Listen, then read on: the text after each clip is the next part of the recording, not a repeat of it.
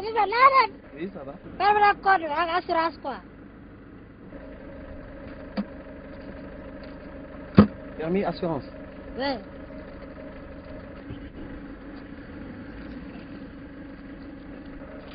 Qu'est-ce que tu fais comme boulot quoi, boulot, le job quoi, qu'est-ce que tu fais dans ta vie? Pardon? Déggoo wala looy liggéey laa laaj quoi. Lu may liggéey. Oui. Mais est-ce que c'est important pour moi wax la li may liggéey? Ah, tu oses dire que t'as un agent qui te demande qu'est-ce que tu travailles? Un agent ne doit pas me demander lan lay liggéey. Ah. Xam nga agent lan mooy liggéeyam? Ah. Mooy nga laaj ma ay papier ma jox la. Ah, c'est à toi de me dire qu'est-ce que je fais quoi. Oui, mais quant à li may liggéey, c'est pas ton problème. Ah, c'est comme ça que tu me réponds, hein? Bien sûr. C'est comme ça que tu parles à un agent de la sécurité, hein? Mais qu'est-ce que c'est? Ah, tu vas voir avec moi.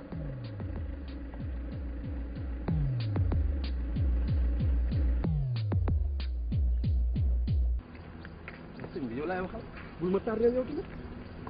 mais defuma benn infraction waaw may ma tuuti wax nga ma ne ma frein à main bi baaxul ma wax la bouger oto bi nanguloo bouger oto bi léegi comme que léegi da nga dama def infraction et que frein à main bi baaxul mais léegi bindal ma attestation ma dem moi je pas de temps à perdre quand même. ah xoolal bu la jee di ma jéem a jaay wax yu bare ak ay mbel man sa genre gi xam naa leen yow xoolal ay yor ay genre ay blanchisseur d'argent ngeen guddi gi ngeen di weer bëccëg mu wow ngeen weeri dugal ko ci marché bi man xam naa leen yow loolu ngeen di job blanchisseur d'argent nga yow tu es un trafiquant ah est-ce que sax doo trafiquant drogue ay mais xoolal fii sa genre gi doo nga fi jëmbat ay kër léegi yéen tabaxatu leen ah léegi xoolal tabaxatu leen da ngeen di ñëw xoolal bâtiment immeuble boo xam ne 17e étage wala 20e étage ah commencé ko tey même pas un mois étage bi àgg na karole door lépp sa genre gi ko fi dem tu es un blanchisseur d'argent ah wax loo waay mais léegi dans quel monde nous sommes yow lan nga ma xamal sëñ bi xoolal xam nga la ma lay bëgg a xamal mooy bindal ma attestation ma dem man aw ma temps bu may perdre. xoolal ay attestation yooyu ñoo bind xam nga li wax ji xoolal. waaw léegi lan nga bëgg xoolal ñaara am daal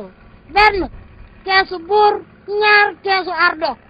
damay keesu ardo. keesu ardo mi ngi nii sama poche nga jamal loo def sama poche ma bala nga dem mënoo ko du dem te bu dee attention bu dee keesu buur day seer de day metti jeere. ah xoolal sëñ bi xoolal bravo ay gars yi amul problème.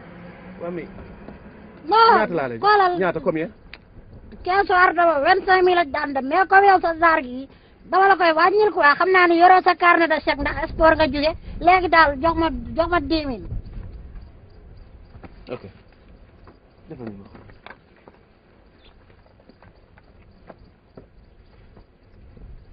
ah mais ça c'est comme ça ah wala yow xoolal sa zaar yi wóor yàlla xoolal billahi man xam naa ne xoolal yéen ay garaaw ak yéen man dama leen a naan di attaque yi may gis nii xoolal façon trafiquant bu dee dama koo gis façon bu dee dama koo jàpp man xam naa ne. li nga ma doon laaj. waaw 10 000. kon ci góor nañu voilà.